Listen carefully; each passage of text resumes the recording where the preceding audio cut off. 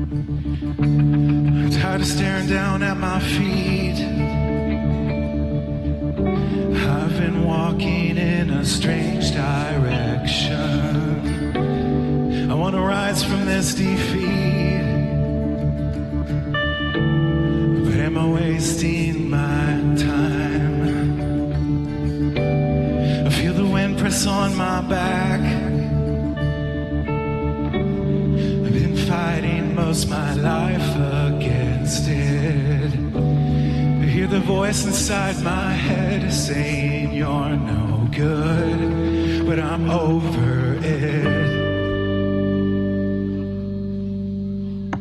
Time to look on it. I'm looking up. I'm looking up. Time to look on up.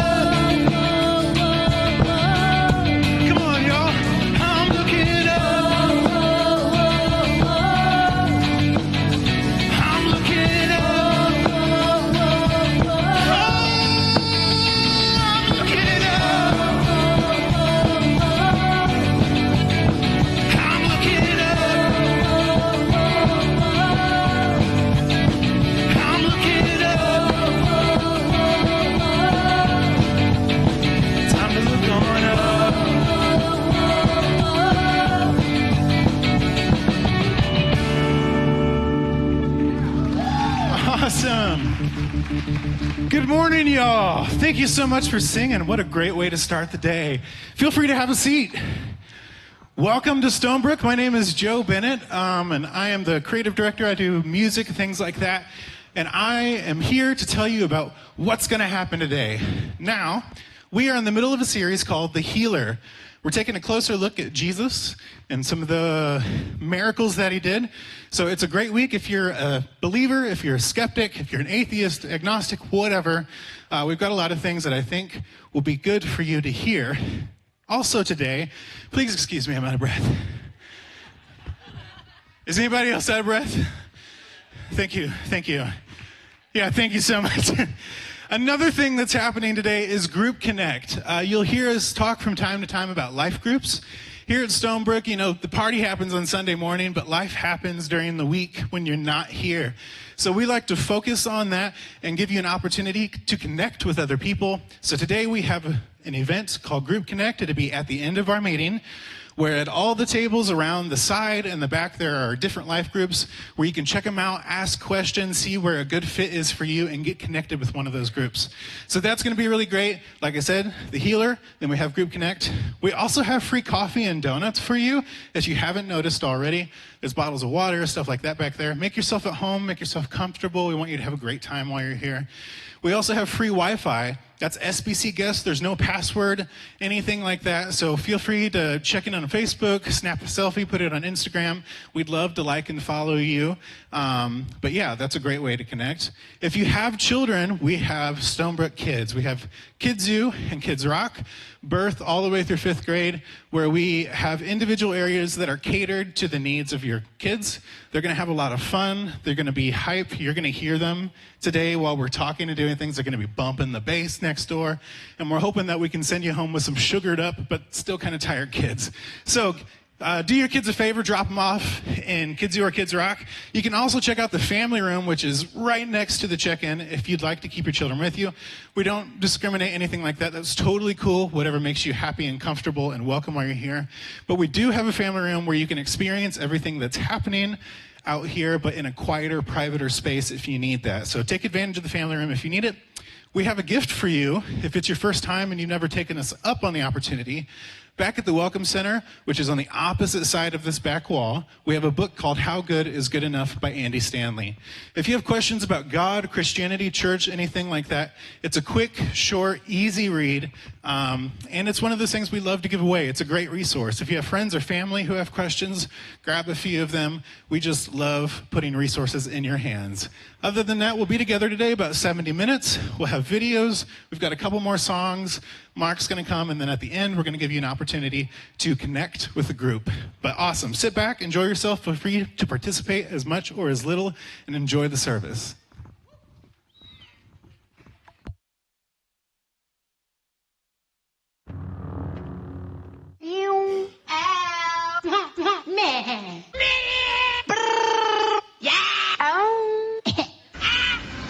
Something sa malok.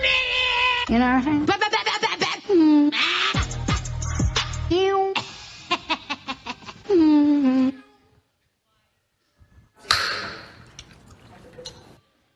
That's way better than I remember it. Just throwing that out there. All right, why don't y'all stand up? We're going to sing some more.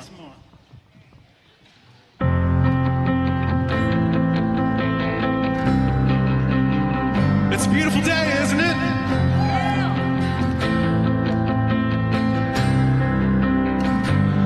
Oh, your love reaches to the skies, but there's no space between you and I. Wherever I go,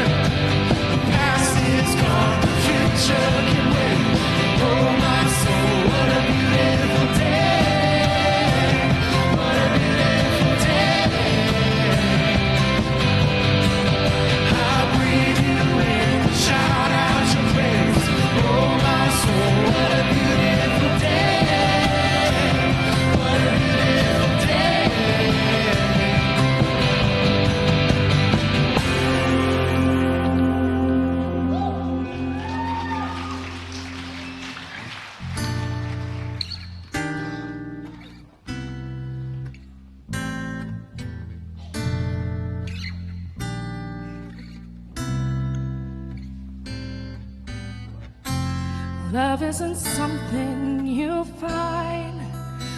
Love finds you.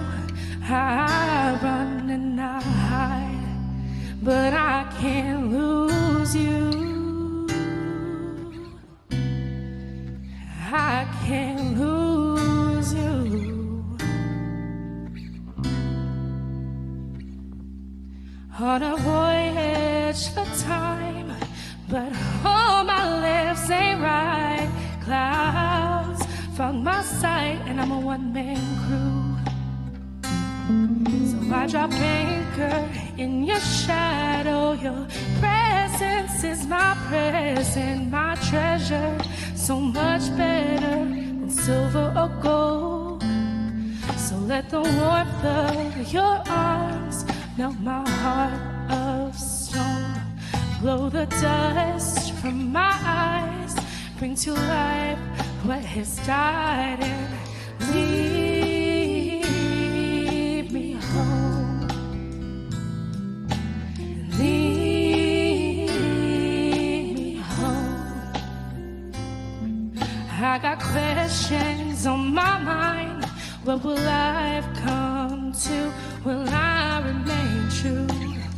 Will I stay steady, doing what you call me to do? Will I love? Will I learn?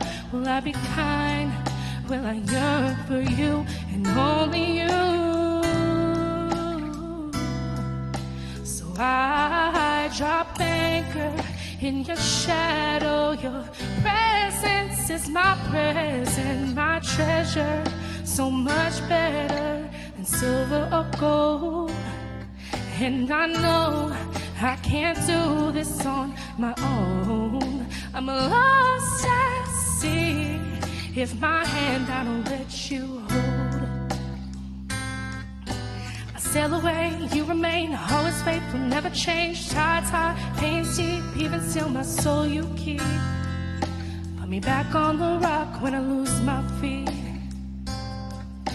And when I was about to drown, you came down, laid down your crown. You gave your life to save me. So let the warmth of your arms melt my heart of stone.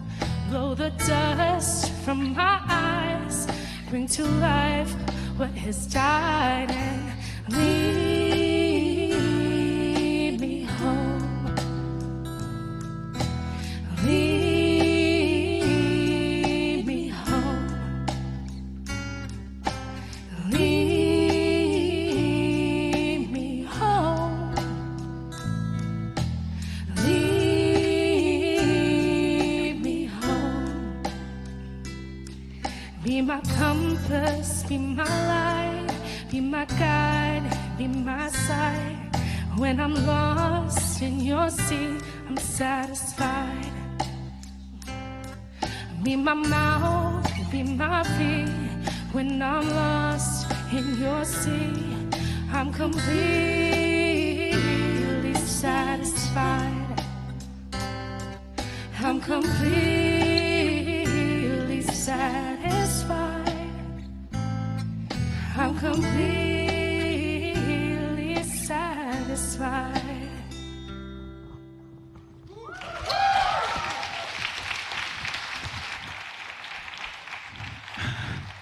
Awesome. Thank you very much. Y'all feel free to have a seat. What would happen if the people of God started handling money God's ways?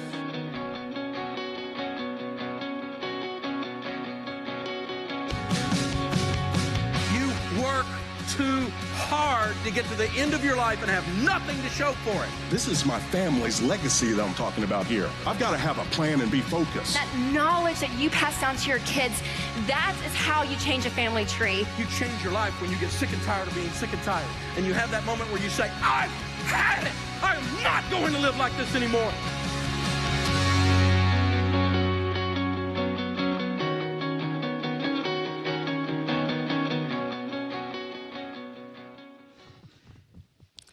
Hey, everybody. Hi, my name is Rachel. I am the Next Steps pastor, and I want to tell you a little bit about GroupConnect that's happening today. You just saw the promo for Financial Peace University. That is one of the life groups that is starting this semester.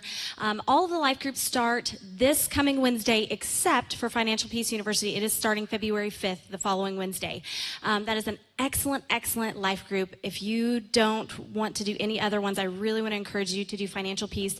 It will revolutionize your finances. It will help you save for retirement, teach your kids how to use money, all that kind of stuff. It's an excellent thing. So you can sign up for that at GroupConnect. We have lots, and I think there's like 15 or 16 different groups.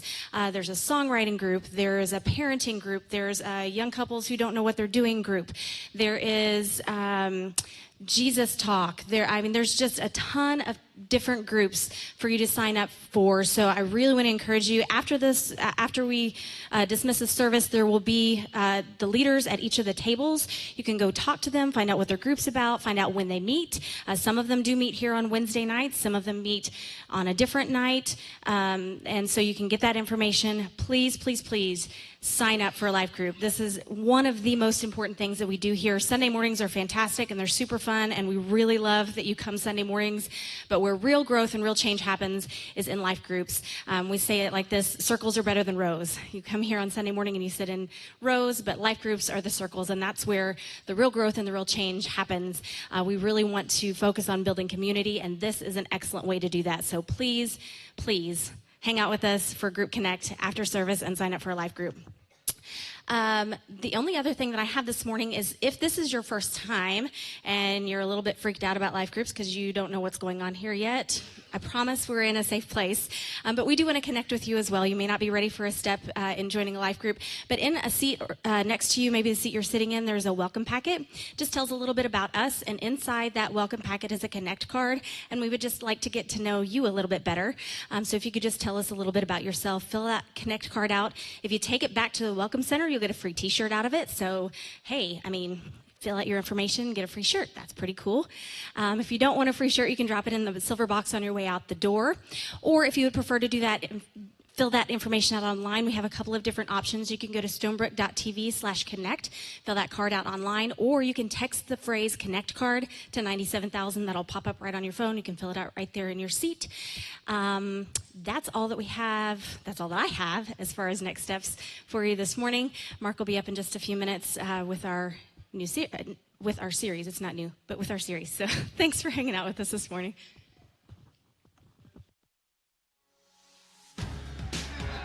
Every week we get together with our life group, and it seems like we have 1,000 kids. I was just looking for people to hang out with, but what I found was so much more. Each and every week, I get to hang out with these guys and play football, but it's the encouragement and community that I really love. This is chaos, but I wouldn't have it any other way. Hey, coming to hang out with these guys every week, it's become one of my favorite things. And what I love now, these are some of my best friends. We found our life group, now find yours. I found my life group.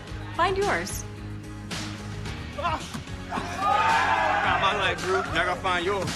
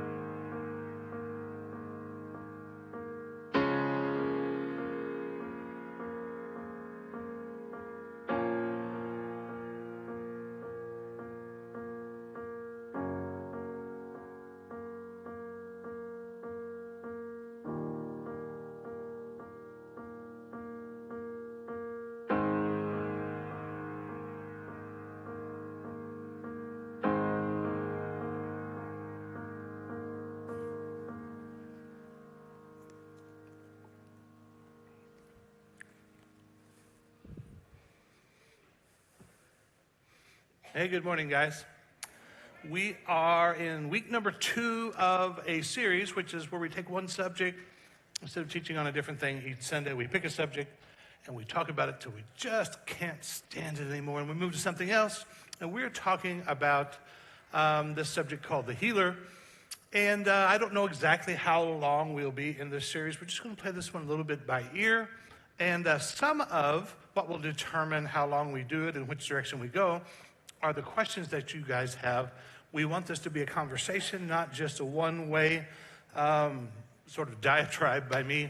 But if you have a question, you can text that question at any time to that number, 415-SB-ROCKS. That's an anonymous number where you can ask whatever you would like, preferably about this particular series, because I think you will have questions as we go. Now, we started last week, and this is a series that I'm a little bit nervous about talking about. I've waited many, many years since we started Stonebrook, because this series can bring up some weirdness from people's past in churches that you've attended. I have to write a book someday just called Weird Church or something like that, and just tell the stories of things I've experienced over the years. But this is a subject that as we talk about Jesus, which that's what we do here. That's the reason we get together, is we sing about Jesus, we talk about Jesus, we love to be around other people that are seeking to know him, whether or not you believe in him or not. We have people that come to Stonebrook that are still not quite sure. I don't know if I believe this Jesus thing. Perfectly fine. We love that. But that's what we do here, is we talk about Jesus because, and this isn't just a slogan, we honestly believe that Jesus will make your life better. And he'll make you better at life. This isn't about trying to figure out to get some insurance for eternity, to if we just go to church enough, we'll eventually get to heaven or whatever. No, it's about your life right now. And in our lives right now, in fact, I'll ask a question real quickly. How many of you have ever been sick? Yeah, that's a lot of us. And the thing about this, and this is what we'll talk about in a minute, that there's so much emotion attached to this subject. How many of you have been personally affected by someone in your family, a close friend or something that has died or something from a sickness or a disease that they had? Let me see your hand. Yeah, it's something that is really close to us. Hey, Joe, let the studio know that there's people looking back there. Sorry. I've just noticing people like, I can't hear the studio. People in the studio are having a party. Like, party down in the studio. That's great. It's such a weird church that we have here that there's no doors. It's just open. It's like a bar, and I kind of like it. So, no big deal. But I want your life to be better. And one of the things that impact our life, if we're going to talk about your life being better, is every now and then we get sick, and every now and then we have something that doctors and medicine can't take care of. We're not against medicine. We're not against doctors. I'm not going to tell you to stop going to the doctor. But I want to ask the question, is Jesus who he was while he was on the earth? Was he a healer then? Has something changed about him? And we're going to ask that question. And like I said, I want your life to be better, and I want you to know Jesus. That's the bottom line. I want you to know Jesus. And you can't really know who Jesus is until you have a conversation about healing. If you read through, how many of you, by the way, are in my online group, the Jesus Challenge? This is where, and if you're not in that group, that's something you can join today. But we're reading through the New Testament, one chapter a day, Monday through Friday. We take the weekends off because just reading the Bible is just too much for us. We have to rest. And but those of you that are in that group, we're reading through the book of Mark. Mark is like the quickest story of Jesus' life. And you can't read like 3 or 4 verses almost until Jesus is doing something to make someone's life better, especially in the area of they were sick, they were diseased, they're being tormented in some sort of way. And Jesus goes around healing and delivering people. And that's why we're talking about it, just because we want to know Jesus better. And like I said, this is a subject. You can have a lot of emotion attached to it. I want you to know what we're not saying. We're not saying if you are struggling with some sort of sickness or chronic situation, we're not saying, well, if you're not delivered supernaturally from that, you're not a very good Christian. No. We're not saying that at all. We're not saying that your mother or your aunt or your uncle or your grandma that you are sure was one of the most amazing Jesus followers that you've ever known, and maybe they died of a disease. We're not saying they're less than a Christian.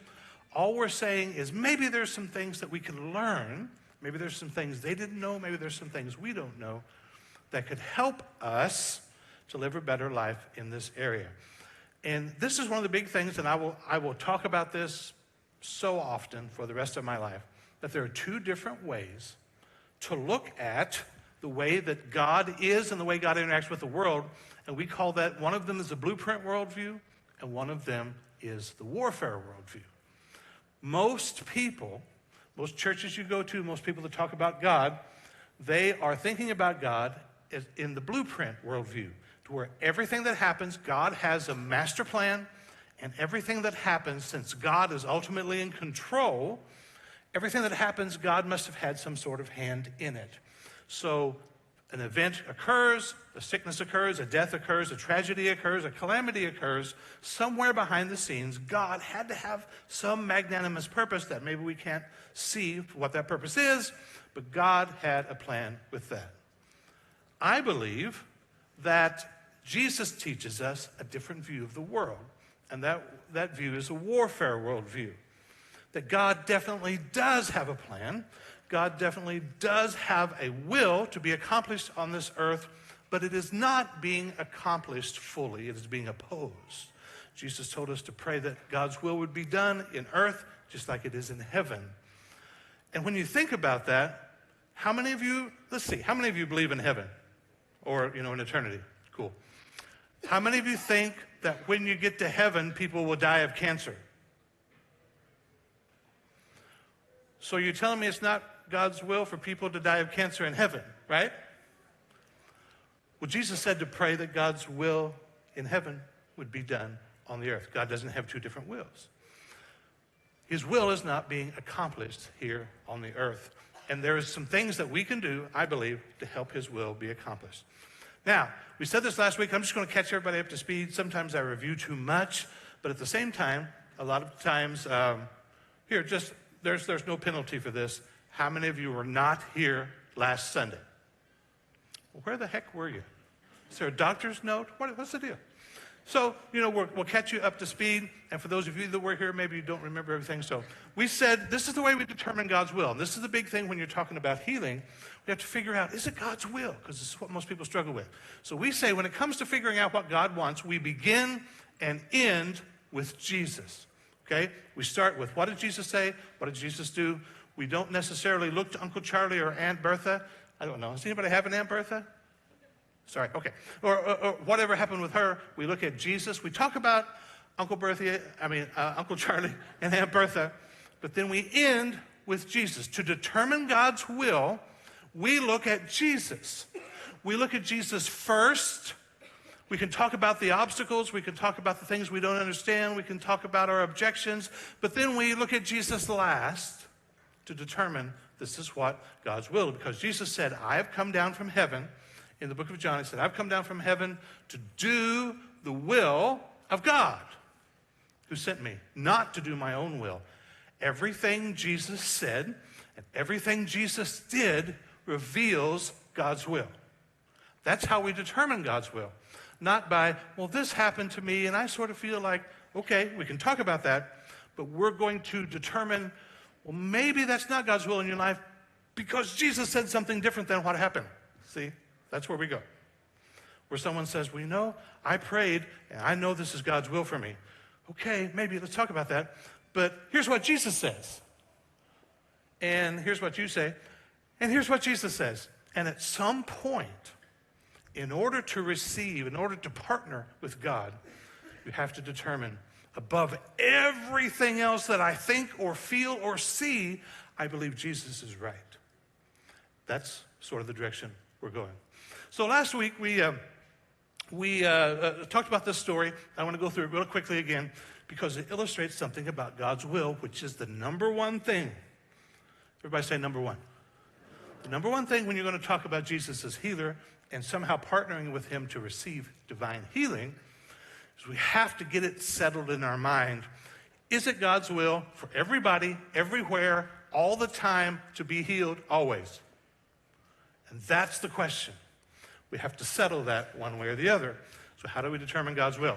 So there's a story we told where Jesus, he's just fed 5,000 people, which is pretty cool in itself. And he sends them away and he tells the disciples, hey, get in the boat, go across to the other side of the big lake here. I'll be along directly. They get in the boat halfway across. They experience rough seas. They're struggling. It's about 3 o'clock in the morning. And so at 3 o'clock in the morning, the Bible just casually says, Jesus came toward them walking on the water. No big deal. Here's Jesus on the water. But then Peter's one of the most outgoing, gregarious. He wants to be in the middle of everything that's going on. So Jesus is walking by on the water, and Peter calls out to him, hey, Lord, if it's really you, and these next two words are so important, I want us to do this weird thing where we say it together. If it's really you, tell me. Now, this is going to become more and more important the further we go in this series, is when you want to partner with God regarding anything, in our case, we're talking about healing. I want to receive healing from God. We have to determine, what did Jesus say? That's what faith is based upon. Faith begins where the will of God is known. Many times people, and I say this all the time, don't pray too quickly. When something bad happens, a lot of times it's just a natural reaction, nothing wrong with it necessarily. But a lot of times people will say, oh, we need to pray. And they'll ask everybody to pray, and they'll start praying. But what you really need to do first is say to Jesus, tell me. What have you said? Let me go do some research first. I don't even know if this is something God wants me to have or not. I picture it a lot of times, I picture sort of a courtroom scene. When you're going before the judge as a lawyer, it's not good to go up and say, hey, judge, what do you think about this? No, you present, here's what the law is, and here's what you've judged in the past. It's a wonderful thing as a lawyer to go before a judge that has already judged on the situation that you're talking to him about and say, in 1994, you said this about this. Now, if you're just, you'll do the same now. Tell me, research, find out what does God say. So Peter said, if it's really you, tell me to come to you walking on the water. And here's the thing, and this will be, this series, like I said, there's a lot of emotion attached. And for some of you, you're going to be just like a little bit like Peter. But if you're going to really experience what God has for you in its fullness, let me say it this way. If you're going to walk on water, you got to get out of the boat. I read a book actually by this title. It's one of the things that caused me to go ahead and start Stonebrook. Back in 2011, I read this book. If you're going to walk on water, you got to get out of the boat. There comes some point in time where you have to decide, yep, this is what God wants. This is what God's saying. Here we go. And this is what I love about Peter. He wasn't content to just stay in the boat. He sees Jesus, and he wants everything Jesus has. He sees Jesus doing something, and he's like, oh, can I do that too? And as you read through Matthew, Mark, Luke, and John, and you'll see it, those of you that are reading a chapter a day with me, you'll see that over and over and over, Jesus is trying to get across to his disciples, this isn't just about me doing amazing things and you going, ooh, isn't Jesus amazing? Jesus is amazing, but he's constantly trying to draw them out of the boat. If I can do this, you can do this. So Peter said, hey, can I come to you out there walking on the water? And Jesus said, are you nuts, Peter? You can't walk on water. You're not Jesus, you know. Sit down, stay in the boat. Now, that's the way that we think God is. But the thing that God in Abad actually said, this is my favorite word that God says, yes. This is God's disposition. Sometimes this takes a change in the way we think. It takes some time to get our mind switched over, because we think that receiving something from God is hard. We think that God really doesn't want us to have certain things. But God's disposition, God's posture toward us is, you want to walk on water like me? Sure. Yes. So Jesus said, yes, come on. And this is the thing I love about Peter. Jesus said, yes, come on. So Peter went. He acted upon what Jesus said. So Peter went over the side of the boat, walked on the water toward Jesus. And here's the thing. We asked last week, is it God's will for Peter to be walking on water at this particular point? The answer has to be yes, because I don't know another way to walk on water unless God is involved somehow. We have the word of Jesus himself saying yes. We have the action of Peter walking on water. Is it God's will? You bet it is. But, and here's the thing, we all have a big but. And I cannot lie. And a lot of times our big butts get in the way. So Peter has the will of God, but there's a partnership. There's a warfare going on. This is the warfare worldview. But when he saw the strong winds and waves, he was terrified. Something is opposing God's will. God's will at this point is being opposed. This is the warfare. What is opposing God's will? We're not talking about necessarily demons and devils or whatever. Sometimes that may be the case. I don't know. But the wind and the waves, the circumstances, the things that he can see, the things that he can feel, all of a sudden, he's excited because of something Jesus said. He's taken that big step of getting out of the boat, and hey, this is actually working. But I didn't realize how big the waves were. I didn't realize how strong the wind is, and the boat is about 30 feet that way. What in the heck am I doing out here? He's terrified. His mind is, and that's where the battlefield is. It's in our mind. It's in what we see. It's what we feel. There is a battlefield there. We'll talk a lot about that. But when he saw the strong wind, so here's what we said last week, and this is the point that I want to catch you up to. Peter's walking on the water. It's God's will, yes? But when he saw the wind and waves, he was terrified and began to sink. So he's not walking on the water now. Now, every Christian almost that I know, if suddenly something isn't working anymore, or something never worked to begin with, they would say, well, it must not be God's will. Well, here's something ain't working, and we just determined it is God's will. It's still God's will for Peter to be walking on the water, but he's not. It's being opposed. And I'm just throwing this in there. I have this poster in my office. It's just one of my favorite things I wanted to show you. This is Peter's view, right there. And the reason I have this in my office is because sometimes that's my view. And I want to remember that even though my faith isn't that strong right now, and even though I am terrified, and even though I'm having big-time doubts right now, to make me cry, that's what Jesus looks like. Man, I got you. Okay, sorry. I'll either cry or really get to preaching like I'm Pentecostal. You guys will be saying amen or something before it's over. You may have to have an altar call or take an offering, one of the two. Some of you are the first time. I knew they were going to take an offering. I'm not going to take an offering. But Jesus immediately reached out, grabbed him, and said, you have so little faith. Why did you doubt me? There's the partnership. There's the God side and there's the human side. It's you have done something to change. That's where he said, when Jesus said you doubt, the word doubt can better be translated change. And I like to use the word double. We went to a scripture last week. We won't do it again, where James talks about people being double-minded. D-O-U-B, double, D-O-U-B, doubt. Two different ways of thinking. I think this way at one moment. I think this way at another moment. It affects the outcome. Jesus, when he says, why did you doubt, could better be translated, why did you change?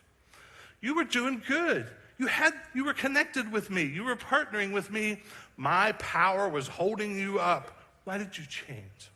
So we'll talk a lot about why do we change and how can we better partner? Because God requires partnership. God has his part to play. That's the God side. But humans have our part to play. That is the human side. Now, we go into another story in the book of Mark. Those of you that are reading through the New Testament have already read this recently, so don't give it away.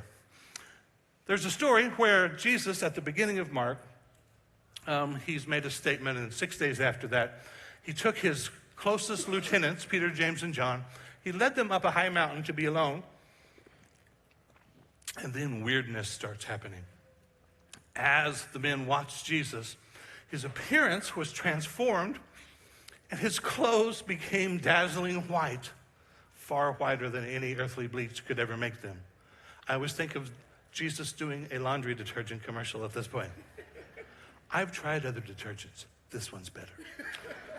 So anyway, so if that's not weird enough, hey, Jesus, you're shining. We didn't see that coming. That escalated quickly. You know, we're on a camping trip, and all of a sudden, Jesus is glowing. I don't know if I want to be here anymore. If that's not weird enough, then Elijah and Moses appeared and began talking with Jesus. Well, this is odd. Aren't they from the Old Testament? Aren't they like thousands of years old now? Should they be here? And so this is happening. Jesus is talking with Moses and Elijah. But don't get too weirded out and too distracted by the stuff that's happening, because there's a really good point that Mark's trying to tell us in this story.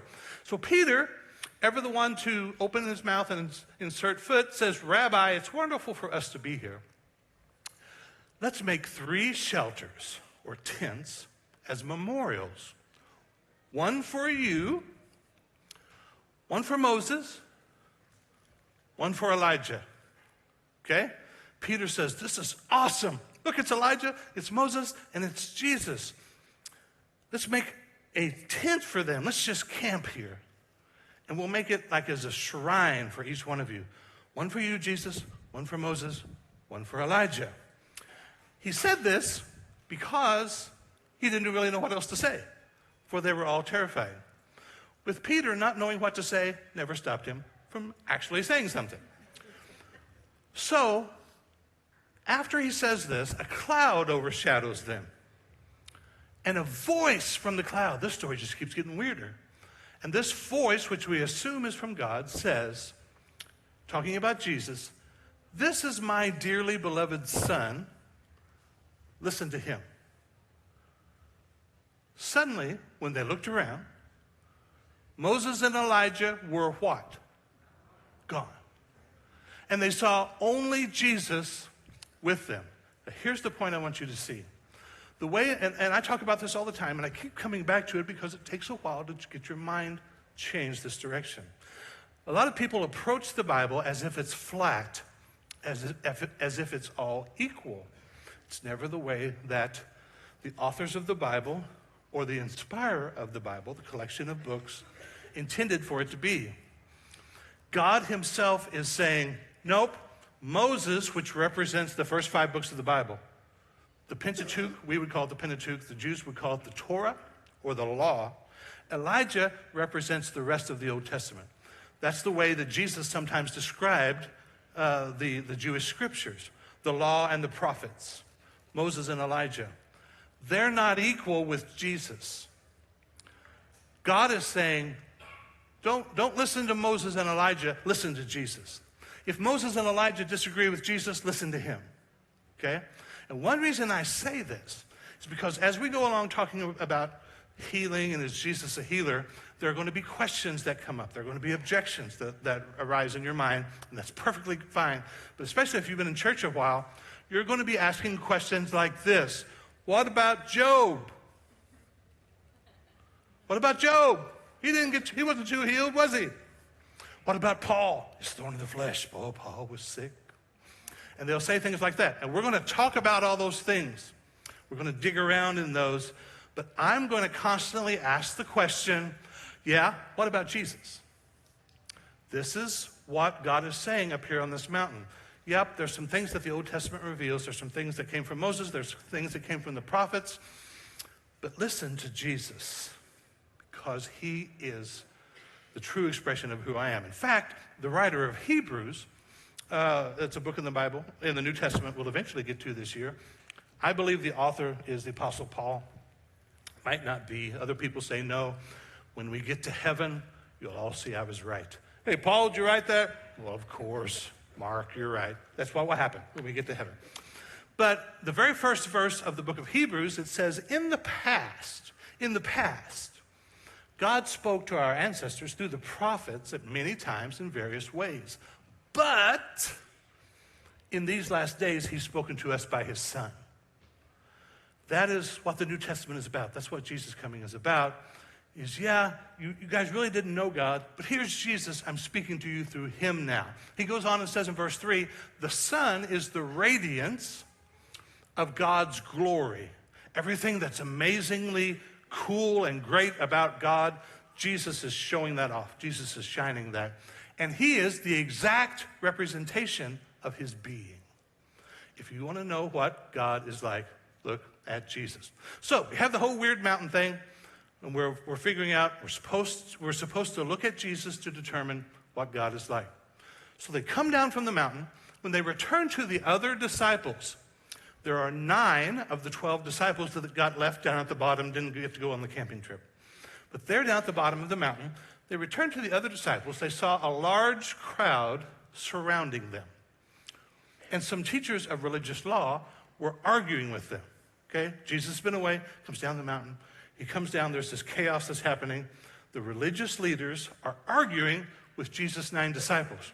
So Jesus walks up and says, what is all this arguing about? And I always like to stop and point this out. Why did Jesus ask what all the arguing was about? What? Because he didn't know. These questions are really easy. Jesus, and this is important as we go on and talk about Jesus as healer and is healing something for us today. Jesus is operating on the earth as a human being, anointed by the Spirit of God. Philippians tells us that he laid aside his privileges as being God. It's just like Superman going back to Krypton. He doesn't have his superpowers anymore. That's what Jesus did when he came to the earth. He doesn't just have all knowledge of everything. He can't just do anything that he wants to do any more than you can. He's partnered with God. So as we look at what Jesus is doing, we need to understand, oh, he's modeling for me the way that I partner with God. So he asked, what's all this arguing about? And one of the men in the crowd spoke up and said, teacher, I brought my son to you so you could heal him. He's possessed by an evil spirit that won't let him talk. The boy is speechless. And whenever this spirit seizes him, there you go. Whenever the spirit seizes him, it throws him violently to the ground. Then he foams at the mouth and grinds his teeth and becomes rigid. This boy is having some sort of seizure activity. Young guy, his father brings him to Jesus. He's heard Jesus is a healer. Jesus has gone on a camping trip where he's glowing and stuff, so he talks to the disciples. But now here's something you need to know. These disciples, just a few chapters before, those of you that are reading in Jesus Challenge, know that these disciples have been commissioned by Jesus to go around to various villages, and they have had success at doing the same things that Jesus was doing. People have been healed, people have been delivered from all kinds of oppression and things that are going wrong in their life. They have had success at this. So I asked your disciples to cast this spirit out, but what? They couldn't do it. Now here is where we need to ask the question. Is it God's will for this boy to be delivered? Now most Christians, come back to the 21st century now. People have prayed. You've prayed. You've asked the TV preachers to pray. You've asked every pastor that you know to pray. And, well, that didn't happen. So it must not be God's will. Well, here we have a situation where a man has brought a boy that needs deliverance to the greatest ministers on the earth right now. These people have been personally commissioned, anointed by Jesus himself. They have had success getting results in this very type of situation. They've prayed for him, nothing. This is where most of us use the nothing to determine that must be what God's will is. What I'm trying to get us to do is show that there's a little bit different way of looking at it. So this guy says, hey, I brought him to your disciples, and they couldn't do it. And Jesus replied, of course they couldn't. Who do you think they are, Jesus or something? You should read your Bible. It's amazing what's in there. That's not what's in there. Jesus said to them, you faithless people. It kind of ticked him off. Why would he be frustrated if, number one, the disciples couldn't do the same things he could do. And number two, if it's not God's will. Why didn't Jesus simply say, you know, sometimes God's worked something out in your life? Why didn't he say to the Father, maybe it's because there's sin involved. Maybe God wants to teach you something through this. Maybe there is something you don't know about God, and he has some sort of purpose that's going to be for the ultimate good. Maybe somebody's going to be blessed by the testimony of you enduring this so faithfully and so gracefully. His grace is enough for you. Why do you even want this to happen? God has given this to you to use you to help others. These are all things that I've heard. And if that doesn't work, Christians back up and say, you know, everything happens for a reason. Please, by the way, don't ever say that to me. Things happen because if they're bad things that happen, the reason they are happening isn't because God wanted it to happen. So Jesus says, bring the boy to me. The disciples have been unsuccessful. So they brought the boy to Jesus, but when they did, now get the picture, put yourself right in the middle of the story. As you read through the Bible, do that. Picture like you're standing there watching. So they brought the boy to Jesus, and when the evil spirit saw Jesus, it threw the child into a violent convulsion. He fell to the ground, writhing and foaming at the mouth. Picture it. We're at church on Stonebrook Sunday morning. I said, bring that boy to me. And when they bring him off the stage, he gets down, he flops around, he starts foaming at the mouth. You guys are back there, dial 911. And that would be fine. That would be perfectly fine. Jesus just didn't have 911. But look at Jesus' reaction. Picture it. Here's Jesus. The boy flops down. How long has this been happening? Here's the boy's father. There's a boy flopping around, foaming at the mouth. So how long has this been going on? This is the difference between the disciples and the will of God who is standing here. How long has this been happening? Jesus asked the boy's father. He replied, since he was a little boy. It's interesting to notice as you read through Matthew, Mark, Luke, and John, how many times when someone comes to him desiring a physical healing that Jesus will ask them a question. Sometimes it feels like the stupidest question in the world. We read it in the book of Mark, and we may even talk about it in this series. Like when blind Bartimaeus came to Jesus, he was shouting him down as he walked by, Jesus, have mercy on me. The crowd tried to get him to be quiet, but Jesus says, no, bring him up here. Bring him to me. He comes up there, and Jesus says, so, what do you want me to do? And everybody's thinking, well, duh, Jesus, the dude's blind. But he still wanted to get that partnership. Jesus could not, God himself cannot, just go around and do whatever he wants to do. He seeks partnership and participation. So he said, since he was a little boy, and the Spirit oftentimes throws him into the fire and the water, he's trying to kill him. Have mercy on us and help us if you can. I just love Jesus. I love the way he responds to people. He said, what do you mean if I can? What do you mean if I can? Well, sure I can. Can you believe? The question isn't, can God do it? Some of you that grew up in church, you want to say at that point, won't he do it? It's not a question of what can I do? The question is, will you partner with me here?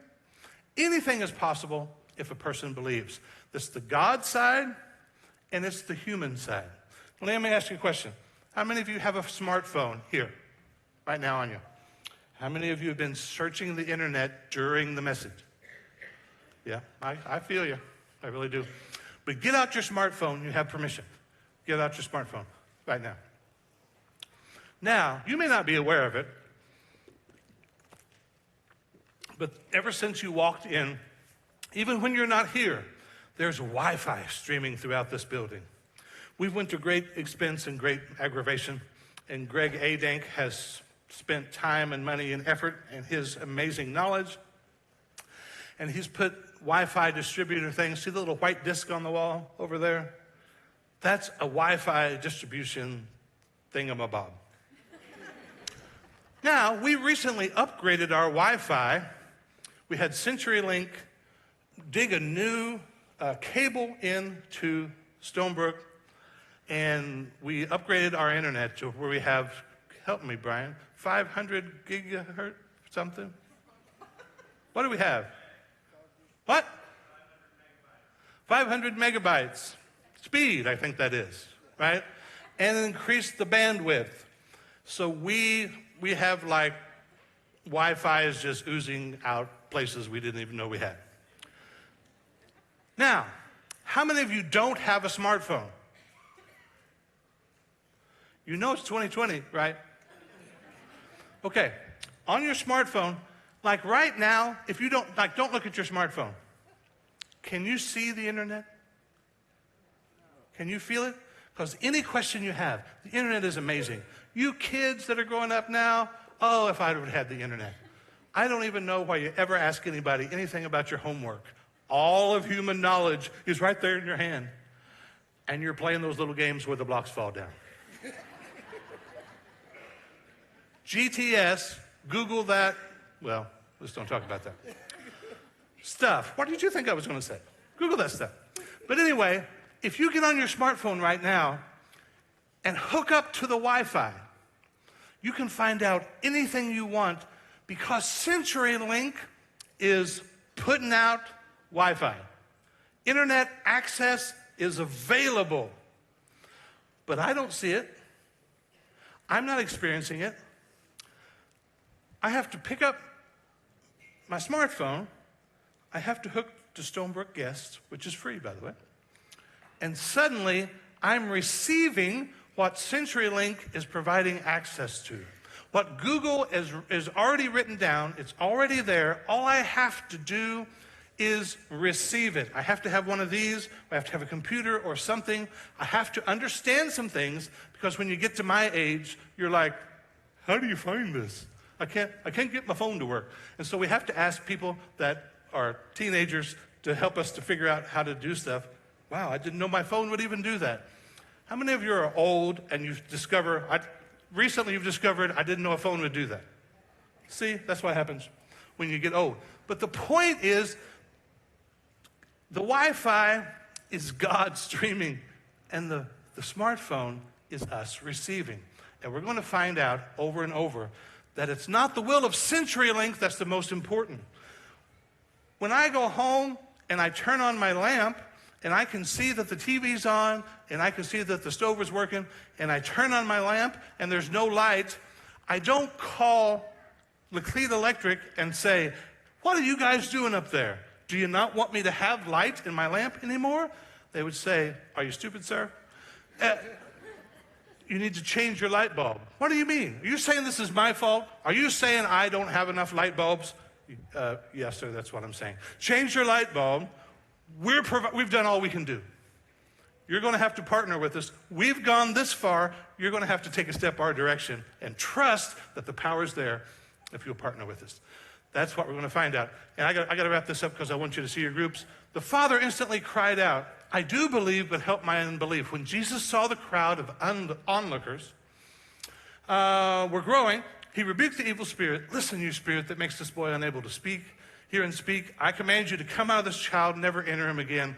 Then the spirit screamed and threw the boy. Imagine this in church. Imagine Sunday morning. What happened in church? Some kid rolled around on the stage and foamed at the mouth, and then he started screaming, and then he didn't look like he was dead. Wow, remind me never to go to your church. This is what Jesus' church looked like. The spirit screamed, threw the boy into another violent convulsion, and left him. Here is the warfare that was happening when the disciples prayed for this boy. The boy appeared to be dead. They're like, we just started this healing ministry last week, and now we've killed a child. A murmur ran through the crowd as people said, he's dead. That's what would happen on Stonebrook. The boy falls down, all of you would be like, yeah, I knew it was a bad idea to come through here. Mark killed a guy. Just prayed for him, killed him. All the people thought he's dead. He looked like he was dead. The disciples couldn't do anything about it. It must not be God's will. But Jesus, who is the will of God, took him by the hand, helped him to his feet, and he stood up. This is all I'm trying to say. We can't use what happened, even if it's been prayed for, as a determination of that must be God's will. This story begins and ends with Jesus. In the middle, there's opposition. In the middle, there's looks like it's not working. In the middle, there's screaming and rolling around, foaming at the mouth, throwing him in the fire and the water. But it ends with the will of God. No, doesn't matter what you see, what you feel. This is what God's will is. So I'm going to stop right there, pause tape. We got like 8 minutes left. What I want you to do, and I'm not even going to read, I had some things that I wanted to tell you about. But if you don't mind, put up the Jesus Challenge slide there, James. There's just a few more down there. I'm going to dismiss you, but don't leave yet. Don't leave yet. Your kids are fine, probably.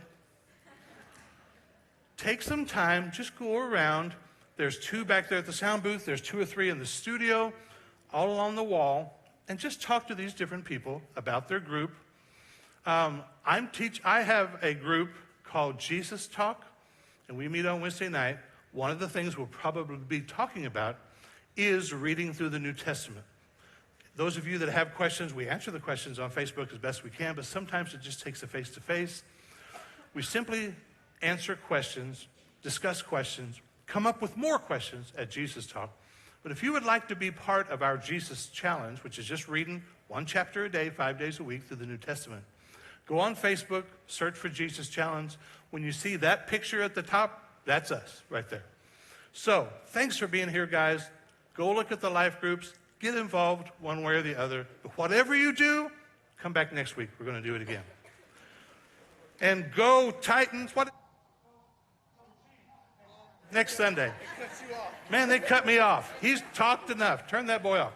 Go Chiefs.